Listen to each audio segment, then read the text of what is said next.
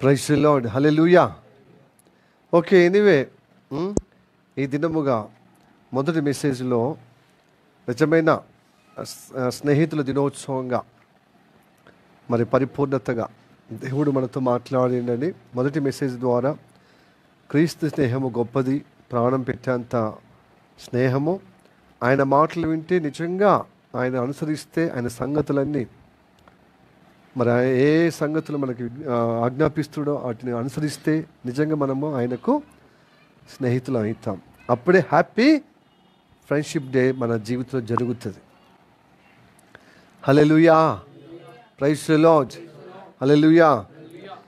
లేకపోతే ప్రపంచవ్యాప్తంగా ఏదో ఈరోజు స్నేహితుల దినోత్సవం అని చెప్పుకుంటూ మళ్ళీ యథావిధిగా మరి ఈ లోకములో ఉన్న ఇబ్బందుల్లో, బాధల్లో, వేదల్లో మరి నామకార్థంగా వెళ్ళిపోయే ఆ దాని నుంచి విడుదల పొందాలంటే క్రీస్తు స్నేహములో మనం అందరము రావాలి, అనుభవించాలి.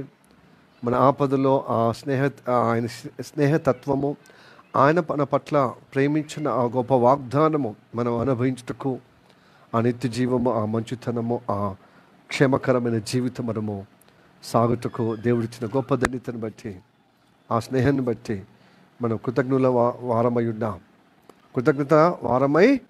ఉన్నాం. Praise the Lord, hallelujah. Okay, anyway ఇప్పుడు రెండో మెసేజ్గా మన వాక్యం విందాము. కొంచెంసేపు మనం విందాము. ఓకే, 2 రాజులు 4వ అధ్యాయము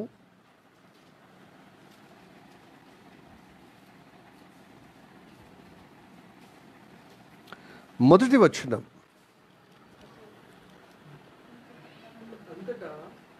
2 రాజులు 4వ అధ్యాయం 1వ వచనం.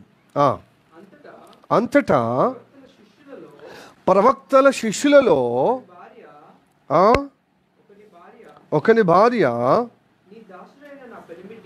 నీ దాసుడైన నా పెనిమిటి చనిపోయెను. అతడు యెహోవాయందు భక్తి గలవాడై ఉండెనని మీకు తెలిసే ఉన్నది. ఇప్పుడు అప్పులవాడు నా ఇద్దరు కుమారులు తనకు దాసులుగా ఉండుటకై వారిని పట్టుకొని పోవుటకు వచ్చి ఉన్నాడని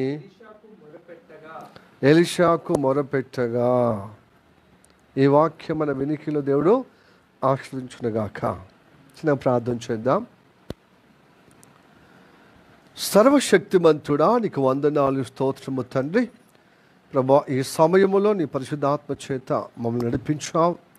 ఇకను ప్రభా నడిపించబడే విధంగా నీ స్వరము మాకు తెలియచేయం. మరొక మారుగా నీ ప్రణాళిక, నీ ఉద్దేశము మా జీవితంలో అయ్యా నువ్వు చేయబోతున్న సహాయము మా జీవితంలో ఎలాంటి అదిగా ప్రభు స్తోత్రము తండ్రి, అయా ఇబ్బంది కలగకుండా నీ వాక్యము ప్రభు స్తోత్రం తండ్రి, అయా జీవితం మాకు కట్టడానికి, అయా ఉపదేశించడానికి మాకు ఈ సమయంలో మరొక తరుణం ఇచ్చినందుకు వందనాలు. నీ సేవకుని మరుగుపరుచుకొని నీ కృప ద్వారా మా అందరితో మాట్లాడమని, నీ అభిషేకం ద్వారా ప్రభు, నీ సేవకుని అభిషేకం ద్వారా మా అందరితో మాట్లాడమని ప్రార్థన చేస్తున్నాం తండ్రి.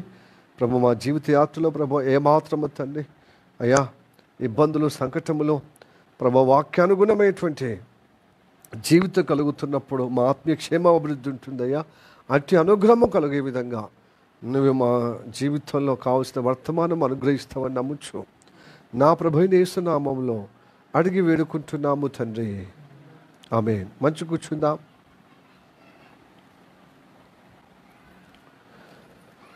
ప్రైజ్ ది లార్డ్, హల్లెలూయా. 2 రాజులు 4వ అధ్యాయం 1వ వచనం. ఆ కాలములో ఎలీషా ప్రవక్త ఉన్నాడు. ఎలీషా దేవుని చేత నడిపించబడుతున్న అనుగ్రహం పొందిన వ్యక్తి. తన గురువు అయినటువంటి ఏలియా నుంచి 2 ఆశీర్వాదం, అభిషేకం పొందుకున్న గొప్ప ప్రవక్త ఎలీషా. మరి ఏలియా కాలములో కూడా చాలామంది అతనికి శిష్యులుగా ఉన్నారు. అంటే ఆయన పొందుకున్న అభిషేకములో మరి పాలొందిన ప్రవక్తలు ఉన్నారు. అలా దీవించబడిన ప్రవక్తలు, శిష్యులు, తన దాసులు ఉన్నారు. మరి ఆ ప్రవక్తల్లో అద్భుతంగా ఇంకా రెండంతల ఆశీర్వాదం ప్రత్యేకంగా అభిషేకించబడిన వ్యక్తి ఎలీషా. ఆ ఎలీషా కూడా చాలామంది శిష్యులుగా చేరారు. మరి అతనిలాగానే ప్రవక్తలుగా నడిపించబడుతున్నారు. అనేకులు శిష్యులుగా, ప్రవక్తలుగా, దాసులుగా ఉన్నారు. మరి ఎలీషా నడిపించబడుతున్న కాలములో ఒక ప్రవక్త భార్య మరి ఎలీషాకు మొరపెట్టుకున్నది. ఏమని మొరపెట్టుకున్నది? అయ్యా, నా భర్త ప్రవక్త అయి ఉన్నాడు, నీ ప్రియ శిష్యుడు లేక నీ దాసుడు, మరి ఆయన ఇప్పుడు చనిపోయాడు. దేవుని పట్ల భక్తి కలిగిన వాడు. అతడు లేని లోటు చాలా కష్టతరంగా ఉంది. అతడు ఉన్నప్పుడు ఏ కొరత, ఏ లోటు, ఏ పోషణ ఆహారములో ఏ కొరత లేకుండా చక్కగా ఉన్నాం. భక్తిలో మాకు కావలసినది, మాకు అవసరమైనది ఆ సమయం వరకు, ఆ సమయంలో మాకు దొరికేది. ఆయన యజమానుడుగా ఉన్నాడు గనక, ఆయన భక్తుడు కలిగిన వాడు గనక, ఆయన ప్రవక్త గనక మరి మంచిగా ఉన్నాం. కానీ ఇప్పుడు మాత్రము అప్పుల్లో కూడుకపోయాం. మరి యజమానుడు చనిపోయాడు, నీ దాసుడు చనిపోయాడు, ఆ ప్రవక్త లేడు గనక, మా యజమానుడు లేడు కనుక, నా భర్త లేడు కారణాన్ని బట్టి నేను అప్పులు చేశాయి. ఇదిగో తిప్పలు తప్పించుకోవటానికి, ఇబ్బందులు నుండి ఉపశమనము కలుగుటకు కొంచెం అప్పు చేయడము జరిగింది. అప్పు నానాటికి ఎక్కువ అయిపోయి ఇప్పుడు నా 2 కుమారులు ఆ అప్పు కిందకి తీసుకుపోవటానికి అప్పువాడు వచ్చి ఏం చేశాడు? నీ పిల్లలు తీసుకుపోతాను నాకు దాసులుగా ఉండటకు, ఎందుకంటే నువ్వు అప్పు తీరుస్తలేవని మరి ఆ సమస్య వల్ల నీకు మొరపెడుతున్నారు. ఎలీషా అని ఆ ప్రవక్తను ప్రాధేయపడుతుంది. ప్రియా దేని బిడ్డలారా, అప్పు చేయలేని వారు ఎవరు ఉండరు అంటారు. ఈ లోకంలో చాలామంది అప్పు చేయకుండా ఏ కుటుంబం నడవదని. హల్లెలూయా. తక్కువ అయినా ఎక్కువ అయినా ఏదో ఒక సందర్భంలో అప్పు చేస్తూ ఇల్లు కడతాం, అప్పు చేస్తూ పోషణార్థంగా ముందుకు సాగిపోగలుగుతాం, అప్పు చేసి ఫీజులు కడతాం, అప్పు చేసి మన కుటుంబ అవసరాలు తీర్చుకుంటుంటాం. కానీ మనం కట్టే స్తోమత ఉన్నంత వరకు అప్పు చేయడం మంచిదే. అప్పు చేయడం అంత వ్యతిరేకమేమీ కాదు అనేది ఈ లోకములో ఉన్న విషయం. కానీ దేవుడే అంటున్నాడు, నా మాట వింటే మీరు అప్పుగా పేదవారు బీదలుగా ఉండనే ఉంటారు. దేవుని ప్రణాళికబద్ధంగా నడిచినప్పుడు అప్పిచ్చేవారుగా ఉంటాము, కానీ అప్పిపుచ్చుకునే వారంగా ఉండం. దేవుడు నడిపించిన విధానంలోనే మనం ఉండగలుగుతాం. నేను ఉండాలని సమర్పణ ఉంటే దేవుడు అద్భుతం చేస్తాడు. ఎందుకంటే అప్పు చేయడం వల్ల బాగా రందితో కృంగిపోతాం. ఎందుకంటే తీర్చలేక అది అప్పిచ్చేవాడు అడిగి మరి ఎప్పుడూ మనల్ని వేధిస్తూ ఉంటే మనం నెమ్మదిగా క్షేమంగా ఉండలేం. అందుకోసమే దేవుడు అంటాడు, అప్పు తీసుకునేవాడు తోకగా ఉంటాడట, అప్పు ఇచ్చేవాడు తలగా, నేను మిమ్మల్ని తలగా ఉంచుతాను, అప్పిచ్చేవారుగా చేస్తాను, కానీ అప్పు పుచ్చుకునే అప్పులో కూరుకుపోయే విధంగా మీరు తోకగా ఉండరని మరి ద్వితోపదేశకాండం 28వ అధ్యాయంలో మనకు కనబడుతుంది. ప్రియా దేని బిడ్డలారా, కనుక అప్పు పాలైన బిడ్డలకు చెబుతున్న విషయం, అప్పు చేయడం మంచిదే అనుకోవచ్చు.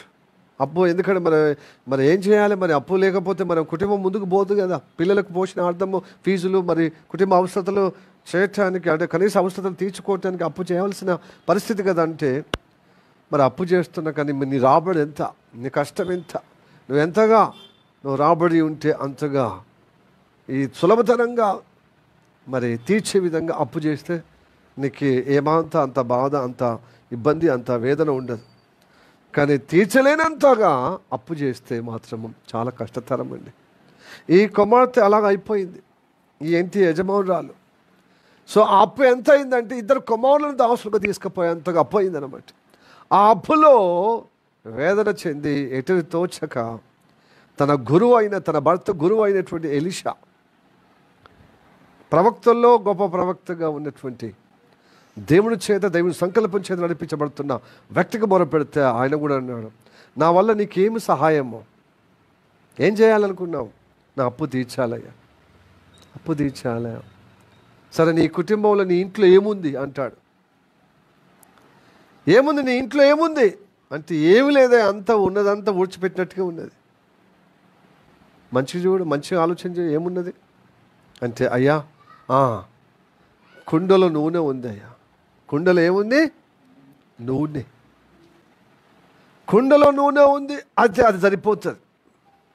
ప్రైజ్ లార్డ్, హల్లెలూయా, ప్రైజ్ లార్డ్. కుండలో నూనె ఉందా?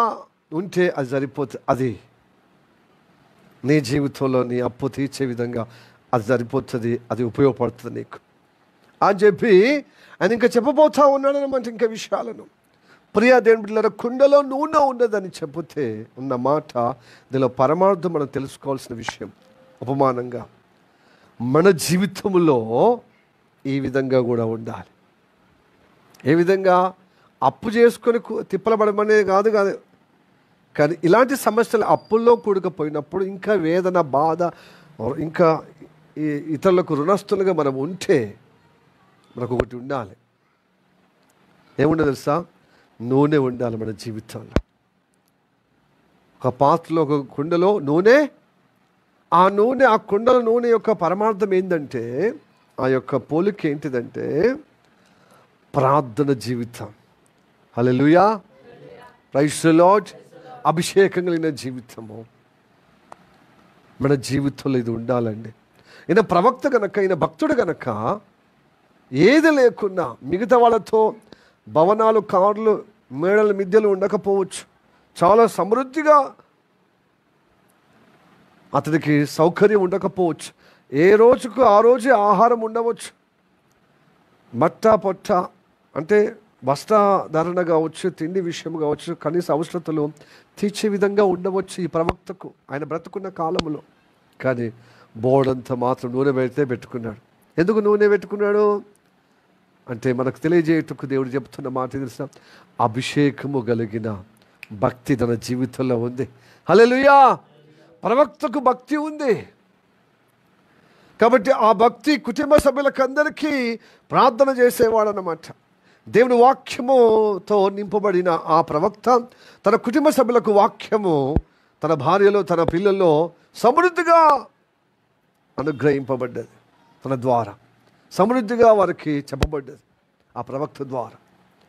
హల్లెలూయా, praise the Lord, praise the Lord. ప్రార్థన అనేది అంటే అభిషేకము నూనెకు నూనెతోనే అభిషేకం చేయబడతారు కదా.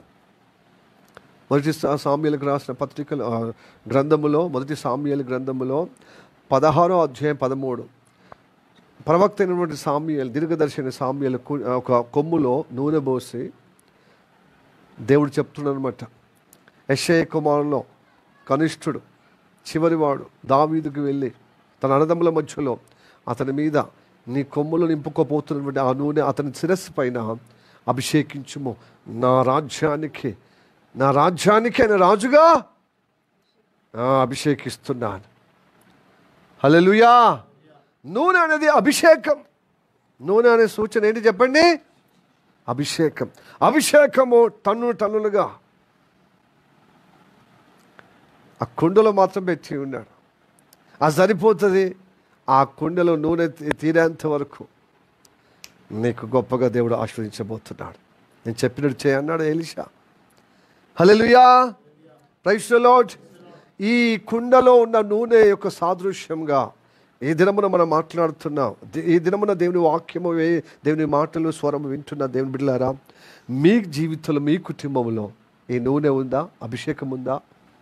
ప్రార్థన అంటే విసుకు, సహవాసం అంటే విసుకు, కాటేజ్ మీటింగ్ అంటే మనకి ఇబ్బంది, ఉదయం కాలము, సాయంత్రం ఇలా ఉంటే రేపు నీవు అప్పుల్లో ఉన్నప్పుడు కానీ, రేపు నీకు సమస్యల్లో ఉన్నప్పుడు కానీ, రేపు ఇబ్బందుల్లో ఎదుర్కొంటున్నప్పుడు ఇది ఉపయోగపడుతుంది జీవితంలో.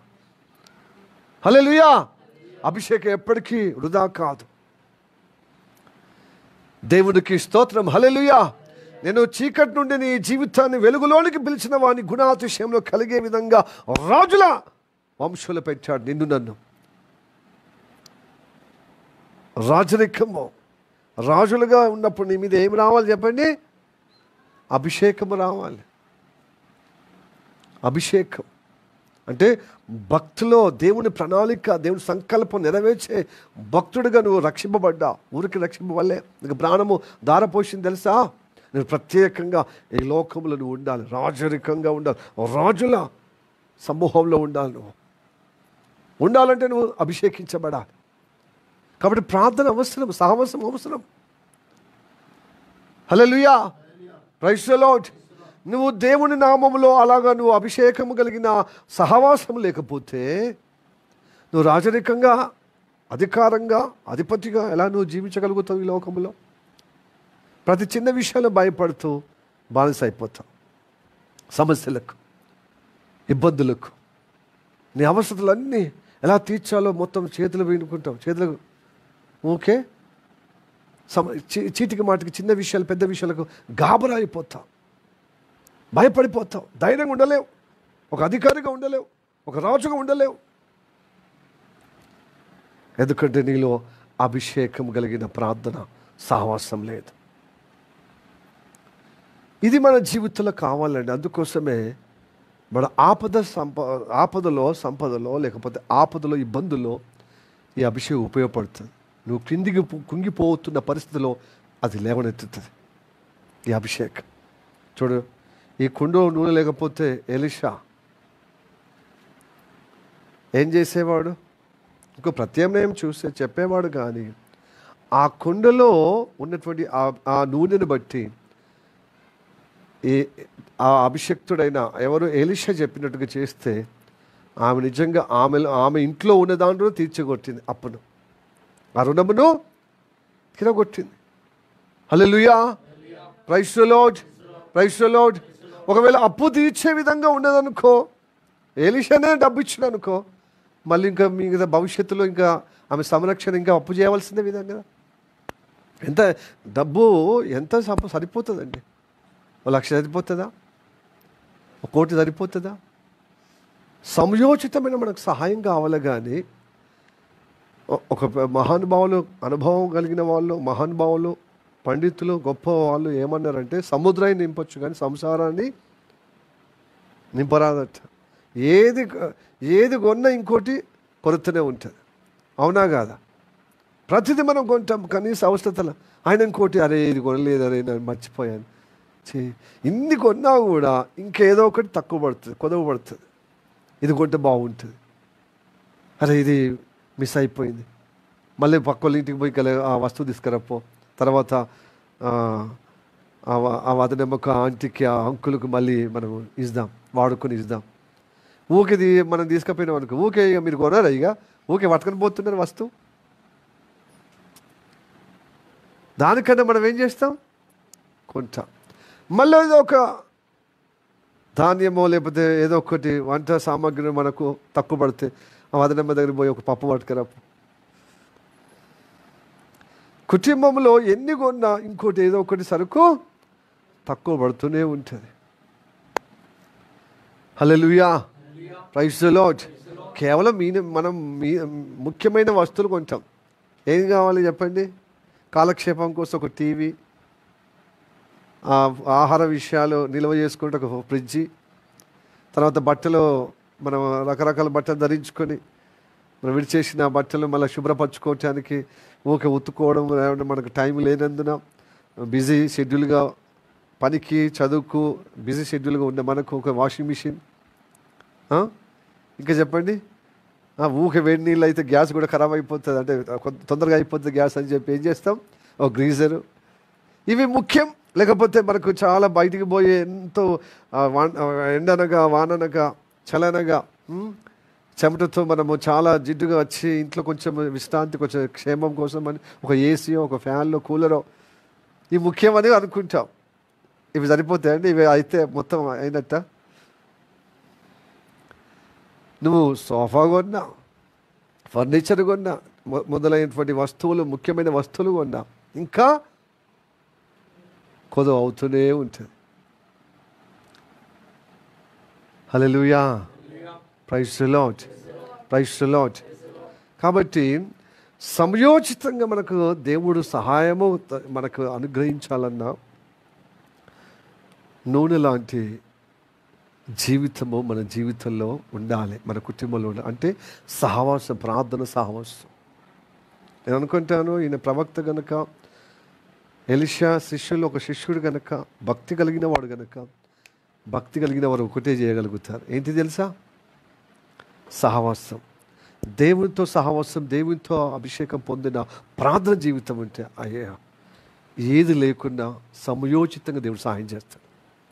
ఇఫ్ యూ నీడీ, నిజంగా అది నీ అవస్థత ఉన్నది, అది తీర్చకపోతే నీ జీవితం ఇంత అంతో లోటు, మరి ఎంతో అంతో కాదు ఆ లోటు అన్నప్పుడు తప్ప దేవుడు సహాయం చేస్తాడు. ఇక నువ్వు జలసాలకు లావిష్తనముగా అవస్థత లేకున్నా కూడా ఇతరులకు చూపించే విధంగా, ఇతరులకు ఈ రోజులలో చాలా చూపించే విధంగా ఎక్కువ ఉంది. మన స్తోమత కంటే ఇతరులకు మేము కూడా కొదవలేదు, మాకు కూడా అన్ని సమృద్ధిగా వస్తువులు ఉన్నాయని చూపించే విధంగా మనం ఉంటాం.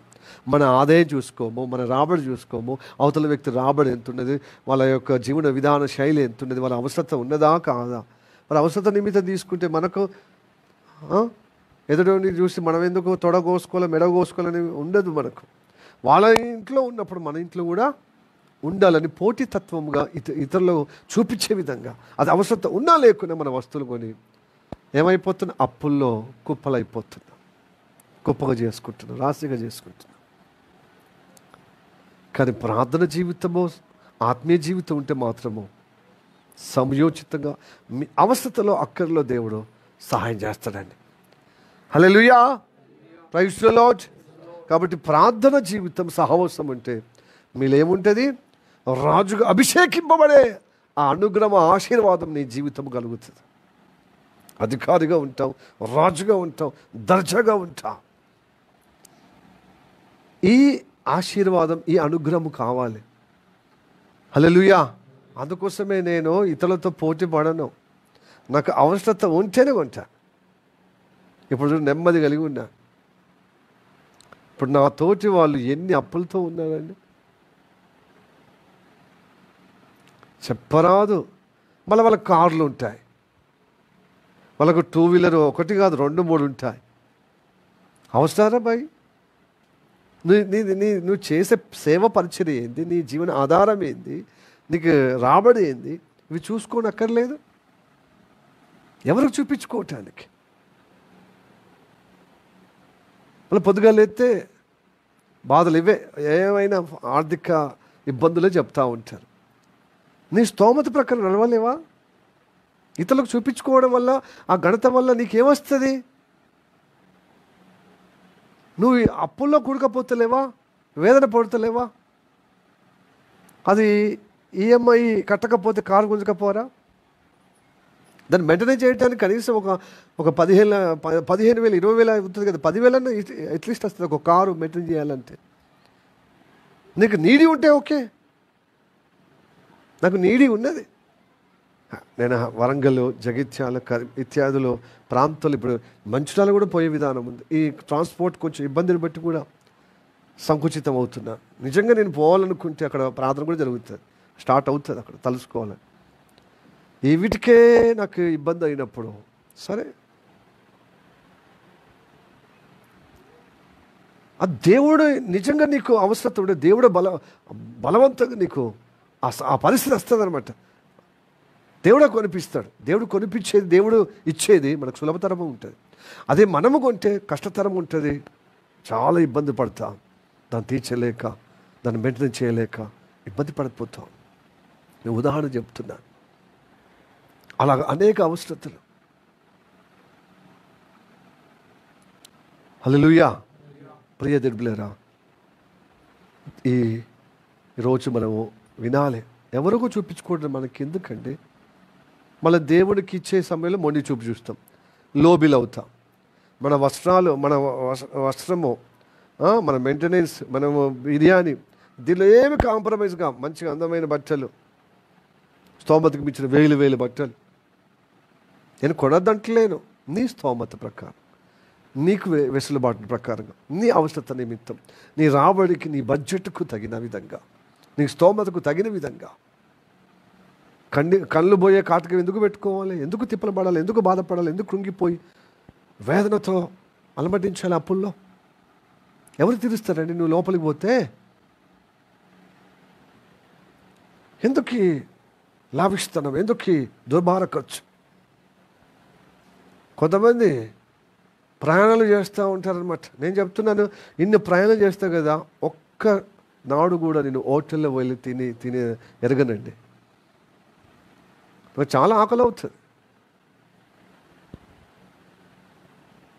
నా దేవుని బిడ్డలే ఏది ఇచ్చినా నేను ఆశీర్వదించి, అంటే ఆశీర్వాదం కళ్ళు అద్దుకొని, తండ్రి నువ్వు ఇచ్చినావు, నీ బిడ్డలను వాడుకొని నేను కృతజ్ఞతగా స్తుతులు చెల్లిస్తూ ప్రార్థనపూర్వక నేను భుజించే ఆశీర్వాదం నాకు దేవుడిచ్చాడు. దొంగతిట్లు కానీ, లావిష్టనము కానీ, ఎవరు చూస్తలేరు కదా అని చెప్పి బస్సులో కానీ ఇలాగ నేను చేయలేనండి. అది అది అది అది అది అది లక్షణం కాదు, భక్తుల లక్షణం కాదు, సేవకు లక్షణం అంతకంటే కాదు. చూసే దేవుడు ఉన్నాడు. దేవుడు మనల్ని కనికరించాల కానీ నీ వేషం చూడు తీరా, నా దృష్టికి నువ్వు జీవించడానికి బదులుగా ఇతరుల దృష్టిలో పడటానికి నువ్వు జీవిస్తున్నావు. నీకేం సాయం చేయాలి భయ్? నాకు అనుకూలం ఉండవు, ప్రజలకు కుటుంబ సభ్యులకు అనుకూలంగా జీవించే నీవు అవసరత ఉన్నా లేకున్నా ఈ దుబారా ఖర్చును బట్టి నేను ఎలా సాయం చేయగలుగుతాను? దేవుడు అనుకోడా? హల్లెలూయా, ప్రైజ్ ది లార్డ్. దేవుడు ఎప్పుడు కానీ హెచ్చింపజేయటానికి ఇష్టపడతాడు, కానీ నువ్వు చిన్న నుంచి నువ్వు కట్టుకోవాలి సమృద్ధి. ఎట్లా వెసులుబాటు నీకు దేవుడు కల్పిస్తే అట్లా వెసులుబాటుగా నువ్వు ప్రవర్తించాలి. ఎందుకంటే లావిస్తనం, గొప్పతనం. నువ్వు కింద స్థాయి ఉంటావు, పై 4-5 మెట్టు మీద మెట్టు నువ్వు ఎదుగుతూ వెళ్ళు. దేవుడు నీకు సహాయం చేస్తాడు. ఎదిగించే ప్రాసెస్ అదే అన్నమాట. దేవుడికి ఇస్తే నువ్వేమన్నా అంటే నువ్వు తక్కువ అయిపోతావా? దేవుడు ఏమంటున్నాడు? 10వ వంతు అనేది అది కేవలం దీవించటానికి, 10వ భాగం అనేది దీవించటానికి. అది కూడా దొంగలిస్తాం మనం. ఆ దొంగలించిన వాడు శాపగ్రస్తుడు అంటున్నాడు. ఎలాగ మనం వెసులుబాటు అవుతాం చెప్పు?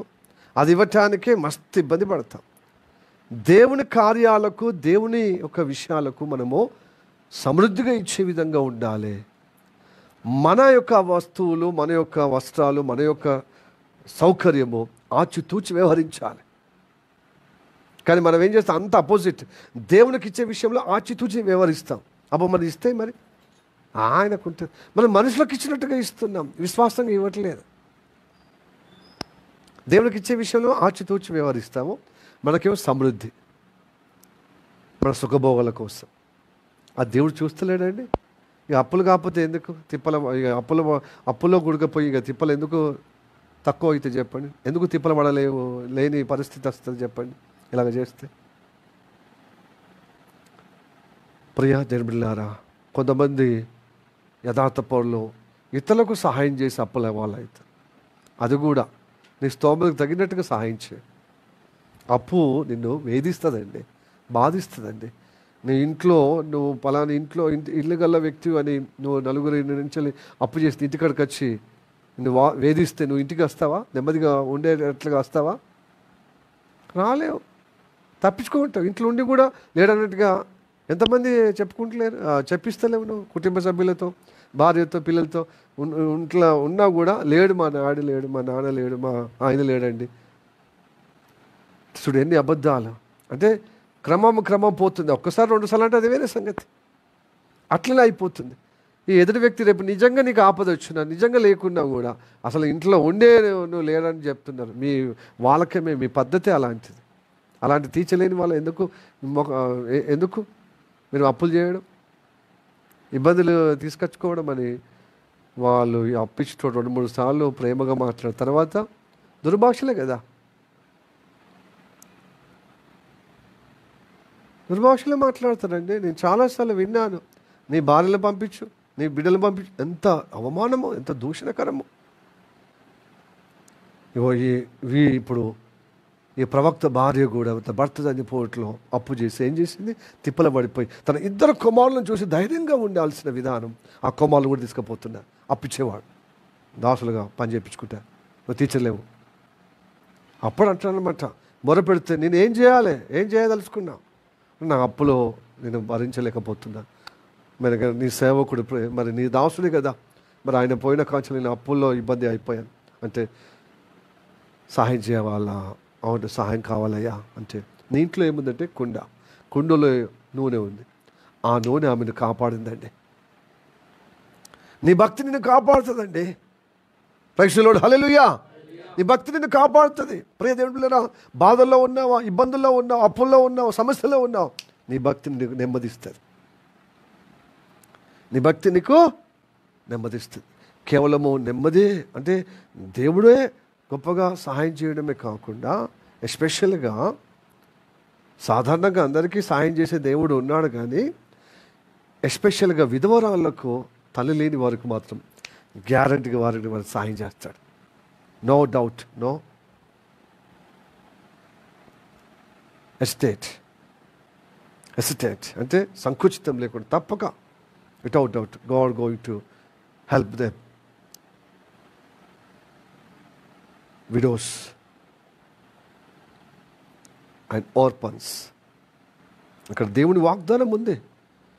తండ్రి లేని వారికి, విధవరాళ్లకు, నీ పరిశుద్ధ ఆలయం నుండి వారికి నేను న్యాయకర్తనై సహాయం చేస్తాను. హల్లెలూయా, ప్రైజ్ ది లార్డ్. ఆ వాగ్దానం గుర్తు చేసుకుంటాడు దేవుడు. చూడండి, కీర్తన 68వ కీర్తన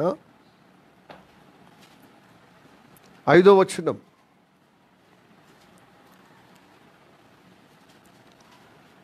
చదవండి. తన పరిశుద్ధ ఆలయమునున్న దేవుడు నుండి,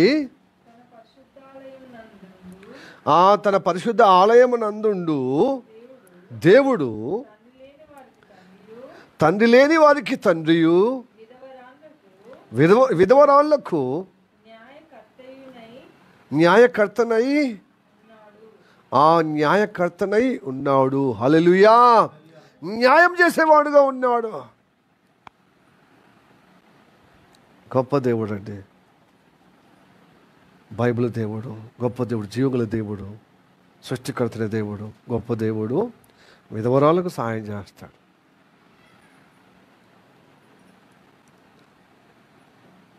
తండ్రి లేని వారికి తండ్రిగా ఉండి సహాయం చేస్తాడు, సంరక్షిస్తాడు, పోషిస్తాడు. చూడండి, మరొక వాక్యం చదవండి. హితోపదేశ కాండము 10వ అధ్యాయం 18వ వచనం. ఆయన తల్లిదండ్రులు లేని వారికి,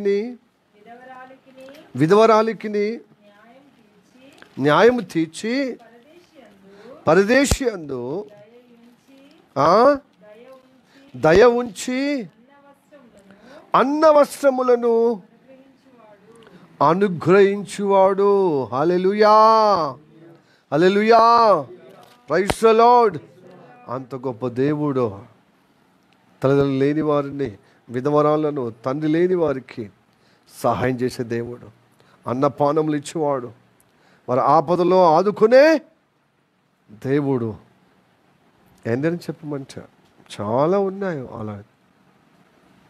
అయితే నువ్వు ఆపద వచ్చినప్పుడే కాదు, నువ్వు రెగ్యులర్గా ఇదిగో కుండలో నూనె ఉన్నట్లుగా నీ కుటుంబంలో భక్తి జీవితం ఉండాలి, అభిషేకం కలిగిన భక్తి ఉండాలి.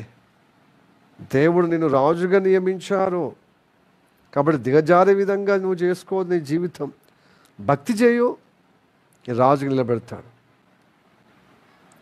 ఒకవేళ నువ్వు దేవుని వాక్యము వినిపించుకోకుండా కుడి ఎడమలకు తిరిగితే, నువ్వు కుడకపోతే సమస్యల్లో నీ భక్తి, నీ అభిషేకము నిన్ను గొప్పగా నిన్ను ఆదుకునే విధంగా దేవుడు సహాయం చేస్తాడు, నిన్ను ఆదుకుంటాడు. ఇదిగో ఈ విధవరాలను ఆదుకున్నట్టు. అభిషేకం అంటే నూనె కదా. ఇంకోటి, నూనె గింజలతో వస్తుందా, చెట్ల నుంచి వస్తుందా చెప్పండి? చెట్ల గింజలతో వస్తుంది కదా, పల్లిక ఏరుశెనగ, పల్లి నూనె, దాన్ని దంచితే అంటే పొద్దుతిరుగుడు పువ్వు అంటే సన్ఫ్లవర్, వాటి గింజలు నలిస్తే దంచితే నూనె వస్తుంది. ఇంకా చెప్పండి, నువ్వులు, సెసేమ్ ఏమంటారు? సెసేమ్ ససిమేసి, అదే నేను చెప్పేది. నువ్వులు దంచితే నువ్వుల నూనె, అదే మంచి నూనె అనేవారు. తర్వాత కొన్ని రోజులైన తర్వాత ఏంటిది పల్లి నూనె, వేరుశనగ నూనె అది ఉండేది. ఇప్పుడు సన్ఫ్లవర్, రిఫైన్ ఆయిల్, తర్వాత పామ్ ఆయిల్, రకరకాలుగా వచ్చింది. పాతకాలంలో ఆముదం చెట్లు నేను చూసేవాడిని, ఇప్పుడు లేవు, ఇప్పుడు కనబడతలేవు. దాన్ని కూడా కస్టర్డ్ ఆయిల్ అని కొంటున్నారు. ఇలాగా విత్తనాలతో వస్తుంది కదండి. వాక్యం దేంతో పోల్చాడు దేవుడు? విత్తనాలతో పోల్చాడు. హల్లెలూయా. లూకా సువార్త 8వ అధ్యాయము 15వ వచనంలో ఉన్న విషయాన్ని గమనిస్తే మనకు అవగాహన కలుగుతుంది. చదవండి, చూడండి. లూకా సువార్త 8వ అధ్యాయం 15వ వచనం. మంచి నేల నుండి విత్తనాలు పోలిన వారు ఎవరనగా యోగ్యమైన మంచి మనస్సుతో వాక్యము విని దాన్ని అవలంబించి ఓపికతో ఫలించువారు. అంటే విత్తనాలను ఏం చెప్తున్నాడు? వాక్యంతో పోలుస్తున్నాడు. మంచి నేలలో విత్తబడిన వారు ఎవరనగా అని కదా వాక్యం ఉన్నది. ఎవరైతే యోగ్యమైన మనసుతో మంచి మనసుతో వాక్యం వింటారో, వాక్యం అనేది విత్తనం, మనం ఫలించి అభివృద్ధి చెందుతారని వాక్యంగా మనం వింటాం కదా. వాక్యం అంటే విత్తనము, విత్తనం అంటే వాక్యంగా పోలుస్తున్నాడు దేవుడు. వాక్యమును విత్తనముగా పోలుస్తున్నాడు. అయితే ఆ ఒలివ విత్తనమును మనము దంచుతే ఏమవుతుంది? ఒలివ నూనె అవుతుంది కదా. ఈ నూనె విత్తనముల నుంచిలే వచ్చింది కాబట్టి ఇప్పుడు వాక్యసారము కూడా, ఆ సత్యం మన జీవితంలో నింపబడాలి. హల్లెలూయా, ప్రైజ్ ది లార్డ్. ఒకటేమో అభిషేకము, నూనె అంటే అభిషేకము, సహవాసం కలిగిన ప్రార్థన అభిషేకము. వాక్యం ఉండాలి. ప్రామాణికాన్ని బట్టి నువ్వు ప్రార్థన చేస్తావు, అభిషేకించబడతావండి. వాక్యం ఉండాలి కదండి. ఆ వాక్య దంచుతే ఏమవుతుంది?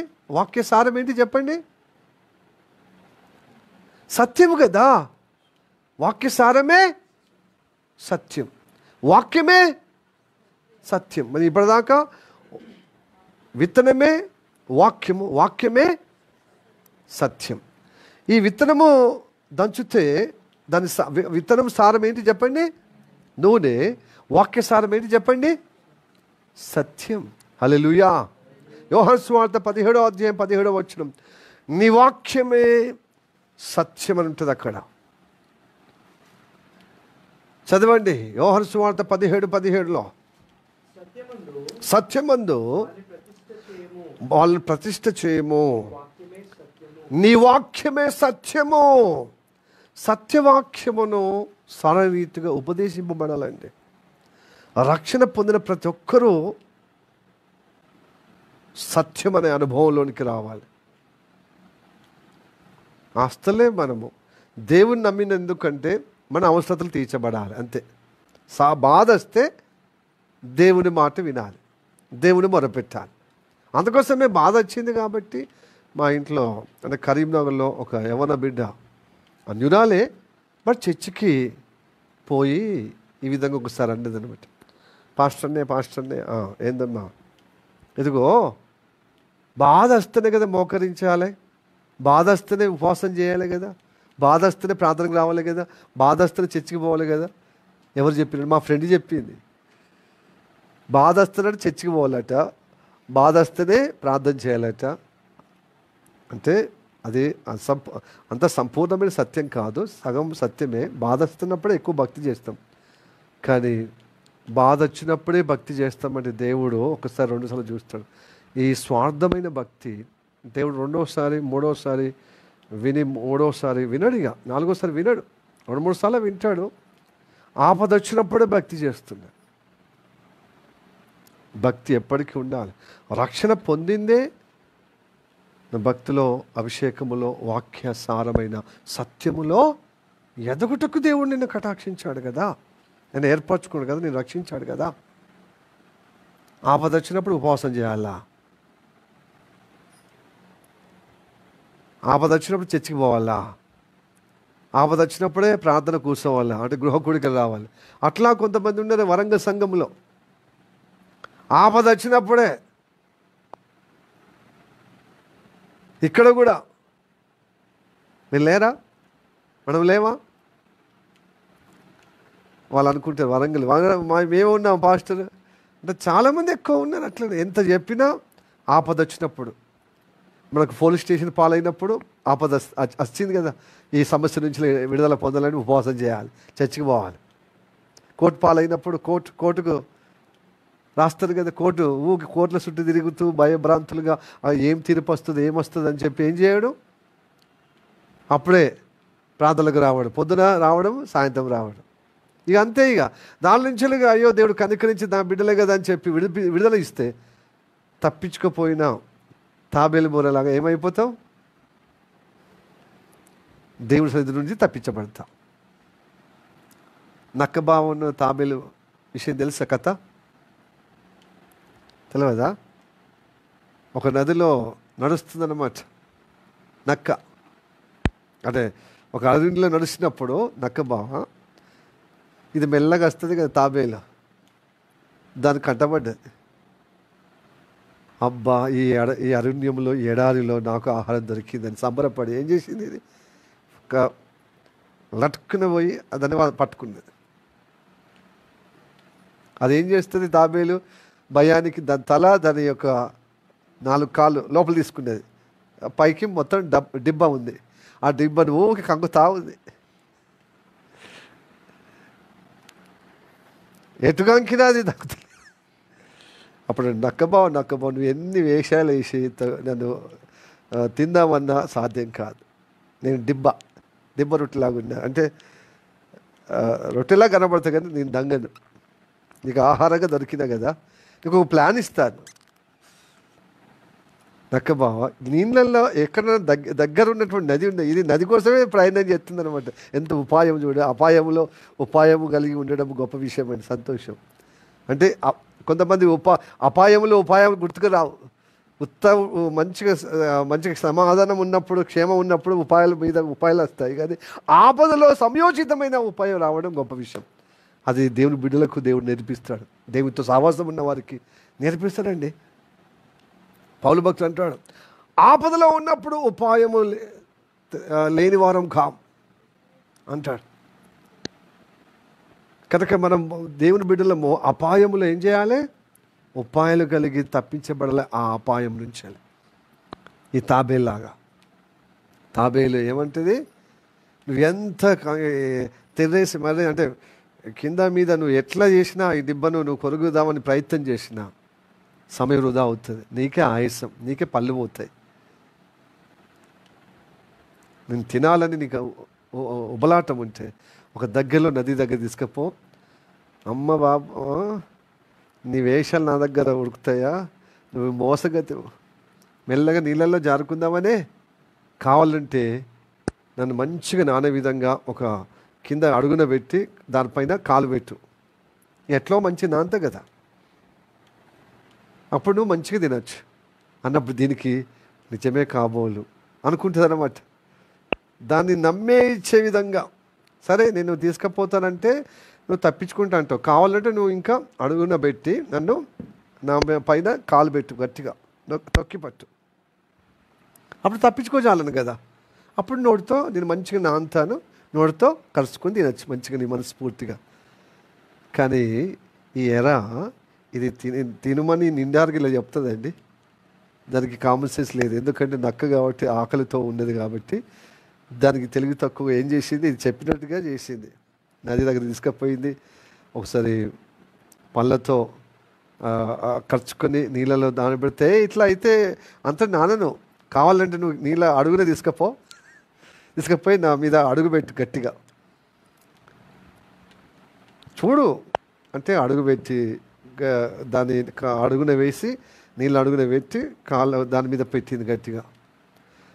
నక్కబా అంత నానిపోయినా కానీ నీ కాలు అడుగున నానిపోలే. కొంచెం నువ్వు లేవు, కొంచెం అది తీసి తొందర పెట్టేసాయి కావాలంటే. నువ్వు నమ్ముతలేవు, అది నమ్ముతలేదు, అది నువ్వు నమ్ముతలేవు కదా, ఒక్కసారి తీసి పెట్టేసాయి ఇట్లా 1 సెకండ్లో రెప్పపాటున్నావు. అట్లా తీసిందో లేదు కదా, అట్లా తప్పించుకోపోయినది తాబేలు బోర అని ఇందాక నేను చెప్పేది అదే అన్నమాట. హల్లెలూయా. అంతా నానినా కానీ అరికాల కింద నానలేదు కాబట్టి కొంచెం నీ కాళ్ళు లేపో అన్నది తప్పించుకపోయి. అట్లాగా ఆపద ఉన్నప్పుడు ఏం చేస్తాము, దేవుని సన్నిధికి మొరపెడతాం. రాత్రి అయితే పగలైతే పాస్టర్ నాకు అసలు నిద్ర పడతలేదు, నాకు ఆహారం తిన్నా పడతలేదు, అంటే నేను రుచిస్తలేదు, నాకు ఆకలి లేదు, చాలా ఆపదలో ఉన్నాను, మస్తు ఏడుపు, పెడబెబ్బులు, వేదన, చాలా రోదన. కానీ ఆపద తీరిన తర్వాత ప్రార్థన లేదు, ఉదయం లేదు, సాయంత్రం లేదు, ఆదివారం వస్తాం లేకపోతే లేదు. అలాగా భక్తి ఉంటే మనం ఎలా కాపాడబడతామండి? ఇంత స్వార్థమైన జీవితం. దేవుడు ఒకసారి చూస్తాడు, రెండుసార్లు చూస్తాడు. నిత్యం ఇదే పరిస్థితి ఉంటే రేపు నీ డేంజర్లో నిన్ను కాపాడలేడు, నీ అపాయంలో, నీ ఇబ్బందుల్లో కాపాడలేడు. కాబట్టి రక్షణ పొందిన ప్రతి బిడ్డ నీ జీవితంలో అభిషేకించటానికి సహవాసం ఉండమన్నాడు. ఈ సహవాసంలో వాక్యం నేర్చుకోమన్నాడు. ఎందుకంటే వాక్య సారము సత్యము, సత్యములో నీవు నిలబడాలని, అనుభవంగా నడిపించాలని ప్రణాళిక మన పైన ఉన్నది. Hallelujah. Praise the Lord, praise the Lord. Hallelujah. కీర్తన 119వ కీర్తన 160వ వాక్యం చూడండి. యెహోవా దేవా నీ వాక్య సారాంశమే, దేవుని వాక్య సారమే సత్యము. సత్యము. మన వాక్యం వినేటప్పుడు బోరు కొడుతుంది. వాక్యం వినిపించుకో, వాక్యం మీద లక్ష్యం ఉంచాం. మన అవసరత నిమిత్తం కొద్ది గొప్ప ప్రార్థన చేస్తాం. వాక్యం అయితే పట్టించుకో. పాస్టర్ ఏం చెప్తాడు, ఇక పాస్టర్ అన్నప్పుడు బోధించాడా, ప్రవక్తప్పుడు ప్రవచించాడా, బోధకుడు అన్నప్పుడు ఉపదేశించాడా అని ఇట్లనే పోతాం అన్నమాట. ఇజ్రాయెల్ ప్రజలు ఇట్లనే అనుకొని దేవుని ఉగ్రతకు పాత్రలైనట్టుగా మనం ఏమైపోతా, దేవుని వాక్యం మీద మనసు పెడతలేం. ప్రియ సహోదరుడా, ఈ వాక్యం అని సత్యము నేను రాజుగా నిన్ను స్వతంత్రుడిగా నడిపించేది. నువ్వు ఏ ప్రలోభంలో, ఏ సమస్యల్లో, ఏ ఇబ్బందుల్లో నిన్ను చిక్కనివ్వకుండా కాపాడిందే, స్వతంత్రంగా నిన్ను గొప్పగా మరి రాజుగా నడిపించేదే ఈ వాక్యం.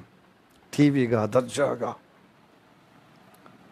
ఏ విషయంలో భరాంతులుగా కృంగిపోకుండా నేను నిలబెట్టేదే, ధైర్యముగా నేను స్థిరపరిచేదే, నేను విశ్వాసంలో నడిపించేదే ఈ వాక్యం అండి.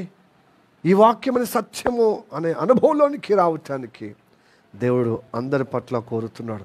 అందరికీ అందరూ రక్షణ పొందాలి. రక్షణ పొందిన ప్రతి ఒక్కరూ సత్యమందు అనుభవం కలిగి ఉండాలి అంటాడు. హల్లెలూయా. Praise the lord. 1 తిమోతికి రాసిన పత్రిక 2వ అధ్యాయము 4వ వచనం.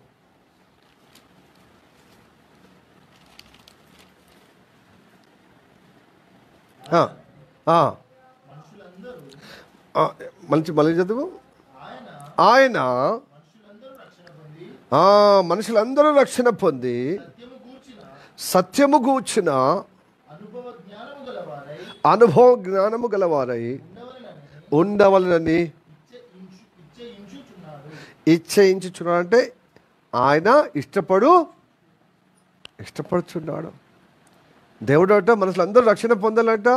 పొందిన ప్రతి బిడ్డ సత్యమందు అనుభవము గలవారు అయి ఉండాలంట. ఆయనకు ఇష్టము.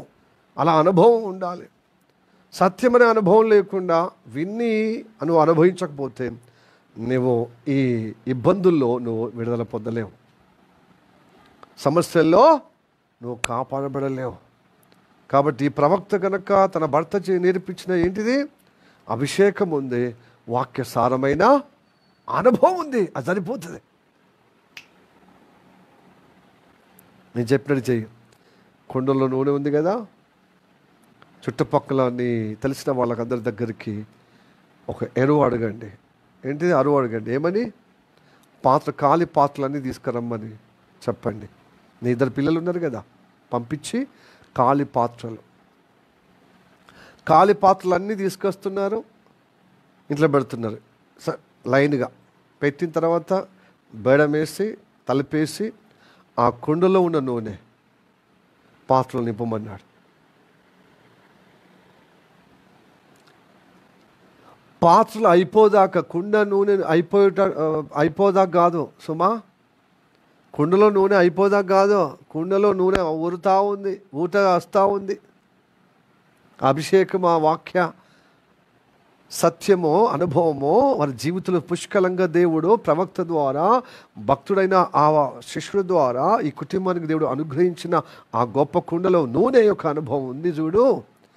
చుట్టుపక్కల పాత్రలు అన్నీ తీసుకొచ్చి ఆ బయట పాత్రలు ఇక లేవిగా, ఇక అయిపోయిన పాత్రలు, నేను ఎంత వెతికినా ఈ ఖాళీ పాత్రలు, ఖాళీ గిన్నెలు కనబడుతున్నావు. అప్పుడు నూనె అయిపోయింది. హల్లెలూయా, ప్రైజ్ ది లార్డ్. ఇది అమ్మి మీ అప్పు తీర్చండి, మీరు కావాల్సినటువంటి మీ భవిష్యత్తులో మీ సంరక్షణ పోషణ అర్థమై ఆ డబ్బు మీ దగ్గర ఉంచండి అని ఆశ్రయించి వెళ్ళిపోయిందండి ఎలీషా. హల్లెలూయా చెప్పండి. హల్లెలూయా. అంత గొప్ప పరమార్థం ఉంది ఇందులో. ఆ పాత్రలు ఎవరు తెలుసా అండి? మనం పొందుకున్న అభిషేకము, ఆ సత్యం యొక్క అనుభవము కలిగిన ఆ నూనె, ఆ కుండ యొక్క నూనె ఇతరులకు సువార్తగా ప్రకటించాలి. ఎవరైతే ఖాళీగా ఉన్నారో ఆ అభిషేకము, సత్యము ఖాళీగా, సత్య సంబంధులు లేకుండా సత్యహీనులుగా ఉన్న వారందరిలో క్రీస్తు ప్రేమను, రక్షణను మరి సత్యములో, ఆ అభిషేకములో నడిపించండి. ఆ ఖాళీ పాత్రలో నూనె పోయండి. అప్పుడు మన సమస్యలు విడుదల పొందుకుంటాం, మన అప్పులని విడుదల పొందుకుంటాం, మన ఇబ్బందుల్లో విడుదల పొందుకుంటాం, మన ఇరుకుల్లో విడుదల పొందుకుంటాం. మనకున్నటువంటి సమస్యలు తీర్చి ఇంకా భవిష్యత్తులో ఉన్న సమస్యలు కూడా తీర్చబడతాయి, సంరక్షించబడతాయి.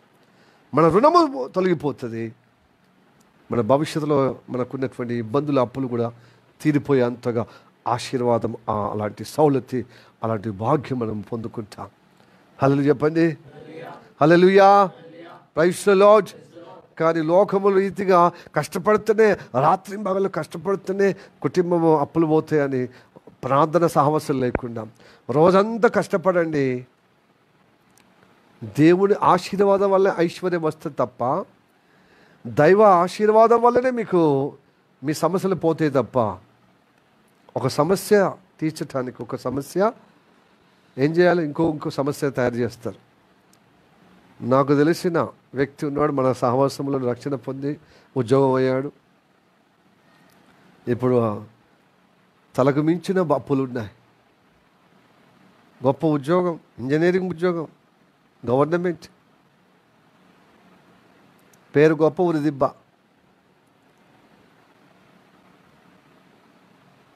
అప్పులు సంవత్సరం అంటే నెలకు ₹1,00,000 వడ్డీ కడుతున్నాడు. అతనికి వచ్చే జీతం 70,000, 60,000-70,000 మధ్యలో. ఈ అప్పు తీర్చడానికి ఏం చేస్తాడు? ఇంకో దగ్గర తోడడం అంతే. ఈ ఫైనాన్స్ కాకపోతే ఆ ఫైనాన్స్ కాకపోతే ఇక్కడ అక్కడ మొత్తము కూడుకపోతున్నాడు. కూడుకపోయి వాక్యం చెప్పేటప్పుడు నిద్రపోతున్నాడు. ఇంకెవరన్నా అంటే, అవును నేను దేవుడిని నమ్ముకున్నాను, దేవుడు నా పొట్ట మీద కొడుతున్నాడు. పొట్ట మీద ఎందుకు కొడుతున్నారా? ఎందుకు కొడుతున్నాడు చెప్పు? పొట్ట మీద దేవుడికి పొట్ట మీద కొడతాడా? నువ్వు చేసిన నిర్వాహకం, నువ్వు దేవుని మాట లోబడలేదు, దేవుని చెప్పినట్టుగా నడిపింపు నువ్వు ఆశ్రయించలేదు, నడిపింపును నువ్వు కోరుకోలేదు. నీ నడిపింపు లేక నీ ఇష్టానుసారంగా నీ మెదడు నలుగురు ఎలా చెప్తారో అలా ప్రవర్తించావు కనుక నువ్వు కష్టంలో కూడుకుపోయావు, నష్టంలో ఇబ్బంది పాలైపోయి ఇప్పుడు ఎటు ఏగలేక, ఎటు తోయలేక, ఎటు పాలుపోక దేవుడి మీద పొద్దుపోతున్నావు. అంటే దేవుడు పొట్టగొట్టిండు అంటున్నావు. నువ్వు చేసిన దోషమును దేవుడు బాధ్యుడా? చెప్పండి. సావాసం లేదు, దేవుడికి ఇచ్చు లేదు, ఇంట్లో ప్రార్థన లేదు, ఒంట్లో ప్రార్థన లేదు, కానీ మంచితనం మాత్రం నేను ఎవరిని ఒప్పించావు. నువ్వు ఎవరిని ఒప్పించావు, ఎవరికి ఇబ్బంది చేయవు, కానీ నీ ఒళ్ళు నిండా గర్వం ఉంటుంది. కొంతమంది సిన్సియర్గా ఉంటారండి, కనబడకుండా ఎవరిని ఒప్పించావు.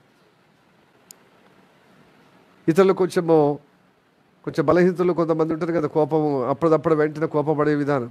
వాళ్ళని చూసి నేను మంచోని అనుకొని ఫీల్ అవుతాను అనమాట. వీడు చెప్తున్నాను, నువ్వు ఇతరులను కోపగించకుండా, ఎవరిని నొప్పించకుండా నువ్వు ఉంటున్నావేమో, కానీ నీలో ఒళ్ళంతా గర్వం, అహంకారము దేవుడు చూసే దృష్టికి నీ హృదయం చూస్తాడు కదా. పైకి మాత్రం మంచితనం ఉండవచ్చు, కానీ లోపల నీ అంతరంగం చూస్తాడు. నీకెక్కడ ప్లస్ పాయింట్ ఆయనకు అనుకూలంగా ఉన్నదో దాన్ని బట్టి నీకు ఆశీర్వదించడానికి ఇష్టపడతాడు. నీ ఒళ్ళంతా వ్యతిరేకం ఉన్నప్పుడు ఎలా దేవుడు సహాయం చేస్తాడు? ఎలా నీకు దేవుడు కనికరిస్తాడు చెప్పండి? దేవుడు అంత కఠినాత్ముడు కాదండి. నీలో ఏదో ఒక్కటి 99% నువ్వు మూర్ఖత్వం ఉండి 1% మంచిది, దాన్ని బట్టి దేవుడు సహాయం చేయడానికి ఇష్టపడతాడు. హలో, ఇది వినాలి. హల్లెలూయా, ప్రైజ్ ది లార్డ్. దేవుని చేత చిన్నప్పుడే నీ తల్లిదండ్రులు ప్రతిష్ఠ చేసిరని అంటివి, ఇప్పుడు కుటుంబానికి ఉపయోగం లేకుండా, నీ జీవితం నీకు క్షేమం లేకుండా, దేవుని ప్రణాళికలు చూడకుండా, దేవుని ఏర్పాటు లక్ష్యం ఉంచకుండా, ఇష్టానుసారంగా నీకు ఆ ఉద్యోగం దొరికేదాకా, నువ్వు చదువుకునే విధానం ఇంజనీరింగ్ అయిపోయేదాకా దేవుడిని వెంబడిస్తుంది. ఉద్యోగం వచ్చిన తర్వాత దేవుని మాట లేదు, దేవుని యొక్క నడిపింపు లేకుండా ఘోరమైన పరిస్థితిలో ఇప్పుడు అల్లాడుతున్నాడు. ప్రియదేవుని బిడ్డలారా, భక్తి ఎప్పుడూ నిన్ను గౌరవంగా నిలబెడుతుంది. తల దించుకునే కాదు, తల ఎత్తుకునే విధంగా చేస్తుంది. భక్తి ఎప్పుడు నీకు క్షేమం ఇస్తుందండి. భక్తి చేసిన వాడు సిగ్గుపరచబడనే పడాడు. హల్లెలూయా, ప్రైజ్ ది లార్డ్, హల్లెలూయా, హల్లెలూయా. నిజమైన యథార్థ భక్తి దేవుడు కటాక్షిస్తాడు. కాబట్టి ఈ స్త్రీ 2 కుమారులు సువార్తకు ఉపయోగపడే విధానంలో ఆ ఇంట్లో ఉన్నటువంటి నూనె, ఆ అభిషేకం, ఆ సత్యవాక్యం అనుభవంతో సువార్త ప్రకటించిన కొద్దీ వీళ్ళు దీవించబడతా ఉన్నారు. Hallelujah, praise the Lord, praise the Lord. ఈ సమస్య తీరకుండా నీ సమస్యనే తీరాలి అంటే దేవుడు నడిపింపును కలిగి ఉంటే నీ సమస్య తీరుతుందని దేవుడు తెలియజేస్తున్నప్పుడు, లేదు నువ్వు చెప్పినట్టు చేయను, కానీ నా సమస్య అయితే తీరగొట్టు, నా ఇబ్బందులు అయితే నన్ను ప్రాణదోలు, నన్ను విడిపించు, నా అప్పులు అయితే తీర్చుమంటే ఎలా సాధ్యమవుతుందండి? దేవుడు ఎప్పుడు కానీ మొదటి మెసేజ్లో నేను ఏ సంగతులు మీకు ఆజ్ఞాపిస్తున్నానో అది ఆ సంగతులన్నీ వెంబడిస్తే, పాటిస్తే నిజంగా మీరు నా స్నేహితులు, అది ఆయన చెప్పింది చేస్తే ఆ ఊబి నుండి విడుదల పొందుకుంటా. కాబట్టి దేవుని బిడ్డలారా, నువ్వు సమస్యల్లో పడిపోయినావు, అయిపోయిందిగా, పరిష్కారం ఒకటే, నువ్వు సహవాసమురా, నువ్వు చెప్పినట్టుగా చెయ్యు, నువ్వు అభిషేకించబడే అనుగ్రహం పొందుకో. అలాగే సత్యం పట్ల అనుభవంగా పాటించే విధంగా, సత్యం పట్ల ఆకాంక్ష కలిగి దేవుని వాక్యం విను, అద్భుతంగా నీ సమస్యను విడిపిస్తాడు. నువ్వు తలగా ఉంటావు కానీ తోకగా ఉండనే ఉండవు. నువ్వు సమస్యలు కూడుకుపోయి అల్లాడే విధంగా ఉండవు. ఆ సమస్యలో నేను గొప్పగా విజయవంతంగా నడిపిస్తాడు. హల్లెలూయా, ప్రైజ్ ది లార్డ్. నేను గొప్పగా అందరికీ శోభాయమానంగా నిలబెడతాడు. తలగా, రాజుగా, గొప్పగా, అభిషక్తుడిగా నడిపిస్తాడు తప్పక. దేవునికి స్తోత్రం, హల్లెలూయా. కాబట్టి నూనెమో నేను అభిషేకిస్తే, వాక్యమేమో ఏం చేస్తే, ప్రార్థన ఏమో నేను అభిషేకిస్తే, ఇదిగో వాక్యము నిన్ను ఏం చేస్తారు, ప్రతిష్ఠ చేస్తారు. అంటే యాజకులు దేవుని సేవ కోసము ఏం చేస్తారు, ప్రతిష్ఠ చేసుకున్న లేవీయులు. అంటే ఇటు రాజుగా ఉంటావు, ఇటు యాజక ధర్మంలో ఉంటా. హల్లెలూయా. లేవీయులు ప్రతిష్ఠ చేసుకోవాలి పరిశుద్ధంగా, తన యాజకత్వంగా. ఇంత గొప్పగా పరమార్థంగా ఉన్నటువంటి ఈ జరిగిన ఇది చరిత్ర అన్నమాట. ఈ విధవరాలు 2 పిల్లలు కుమారులు అప్పులో కూడకపోయిన ఆ తత్వాన్ని బట్టి దేవుడు మనకు మాట్లాడుతున్నాడు, నేర్పిస్తున్నాడు. కాబట్టి దైవ అనుగ్రహం పొందుకుందాం, దేవుడు చెప్పినట్టుగా చేద్దాం. దైవజనుడు చెప్పిన మాట దేవుని మాట కదా, అలాగా సమస్యల నుంచి అప్పుల నుంచి విడుదల పొందుకుందాం, క్షేమంగా నడిపించబడదాం. దేవుడు ఈ వాక్యం చేత మనల్ని ఆశీర్వదించి నడిపించును గాక. ఆమె ప్రార్థనకు ఏకీభవిద్దాం.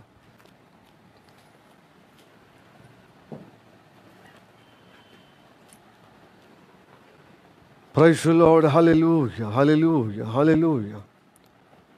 మిక్కిలిగా ప్రేమిస్తున్న మా పరలోకమందున్న మా తండ్రి, నీకు వందనాలు, స్తోత్రం రాజు. ఇదిగో ప్రభా, ఈ పగటి కాలములో నీ సేవకుని మరుగుపరుచుకొని అభిషేకం ద్వారా 2 రాజులు 4వ అధ్యాయం 1వ వచనం ద్వారా మొదటి 7 వచనాల యొక్క సారాంశముగా మా ఆత్మీయ జీవితం యొక్క అభివృద్ధి కొరకు ప్రభువా తండ్రి, క్షేమాభివృద్ధి కొరకు తండ్రి మాట్లాడిన మాటలు బట్టి వందనాలు అయ్యా. వివిధ సమస్యలతో, అప్పబాధలతో, ఆ ఇబ్బందులతో ఉన్నటువంటి భక్తులకు ప్రభువా నువ్వు ఇచ్చినటువంటి మాటలు సాయంత్రము, పొద్దున, రాత్రి కాలంలో నీవు అభిషేకం కలిగిన ప్రార్థన సహవాసం ఉంటే, అలానే వాక్యం అనే సత్యము, వాక్యసారమైన సత్యము నీ అనుభవంగా నీ జీవితము నడిపించబడుతున్నప్పుడు నీకున్న ఇబ్బందులు, నీకున్న సమస్యలు, నీకున్నటువంటి అపవాదుల నుంచి విడుదల పొందుకునే పరిష్కారము ఆ విధవరాలకు, ఆ యొక్క తండ్రి లేనిటువంటి పిల్లలకు ప్రభువా, ఆ కుటుంబానికి వచ్చినటువంటి గొప్ప వేదనకరమైనటువంటి సంఘటన తండ్రి అపవాళ్ళు తన కుమారులను తీసుకుపోయి బానిసలుగా చేసుకోవటానికి, దాసులుగా, పనివారుగా ఉపయోగించుకునే ఆ దుస్థితిలో ఉన్న కుమార్తె తండ్రి ప్రభా, గొప్ప ప్రవక్తను అనగా ఎలీషా ప్రవక్తను దైవ నడిపింపగలిగిన ఆ తనములో దైవుడి సంకల్పం నిర్వహించే ఇదిగో ప్రభా సేవించేటువంటి ఆ సేవకుని దగ్గర మొరపెడుతున్నప్పుడు నీ ఇంట్లో ఏమున్నది అమ్మ అంటే ఒక కుండలో నూనె ఉంది. ఆ నూనె యొక్క సాదృశ్యంగా, ఆ కుండలో ఉన్న నూనె యొక్క సాదృశ్యంగా మాతో మాట్లాడవయ్యా. అవును, నూనె అంటే అభిషేకం, నూనె అంటే ప్రార్థన, నూనె అంటే వాక్యసారము, సత్యము. ప్రభువా స్తోత్రము తండ్రి. ప్రభువా అలాంటి అనుగ్రహము, అనుభవం మా జీవితంలో కలుగజేయమని ప్రార్థన చేస్తుంది. తద్వారా మాకు ఎదురవుతున్న సమస్యలు, మాకు ఇబ్బందులు అవుతున్నటువంటి ఇదిగో ప్రభువా శోధనల నుండి విడుదల పొందుకుంటాం. పైపెచ్చు ఆ శోధనను జయించగలుగుతాం ప్రభు. ఆ అప్పులను ప్రభు తీర్చడమే కాకుండా మేము భవిష్యత్తులో సంరక్షించడానికి మన అవసరాలు అన్నీ ప్రభు తీర్చబడే అంత ఆశీర్వాదం, అంత అనుగ్రహం పొందుకుంటామయ్యా. అలాంటి విడుదల నీ నడిపింపులో ఉందని ఈరోజు మాతో మాట్లాడినందుకు వద్దాం, నాతో మాట్లాడినందుకు వద్దాం, కూడి వచ్చిన వారందరితో మాట్లాడినందుకు వద్దాం. ఈ వాక్యం వింటున్న వారందరిలో ఈ కార్యం జరుగుటకు ప్రభు, సమ్మతించుటకు, విశ్వసించుటకు, నీకు మొరపెట్టుటకు, తద్వారా విడుదల పొందుకొని రాజుగా, యాజక సమూహంలో ఉండేటట్లుగా, నీ ఇంటివారుగా, నీ స్వాస్థ్యంగా ఉండే బిడ్డలుగా ఉండేటకు సహాయించమని ప్రార్థన చేస్తున్నాం. ప్రార్థన ఎందుకు వందనాలు, ఈ వాక్యాన్ని బట్టి వందనాలు, ఈ పరిచయాన్ని బట్టి వందనాలు. యేసే నామములో అడిగి వేడుకుంటున్నాము పరమ తండ్రి. ఆమేన్, ఆమేన్. May the God bless you. Praise the Lord.